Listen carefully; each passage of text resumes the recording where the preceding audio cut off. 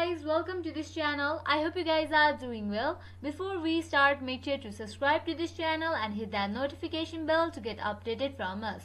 Today in this video, I'm going to teach you to download Discord app in your desktop or PC that you are using. Make sure that you are connected to your internet. Now let's get straight into the process.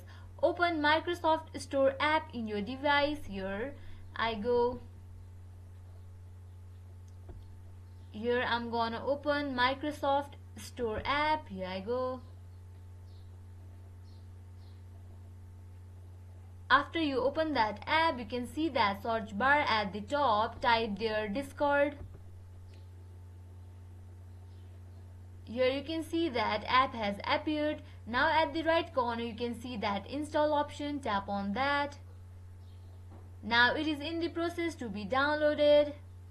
Wait for a few seconds. After it is downloaded, you can easily open and use this app.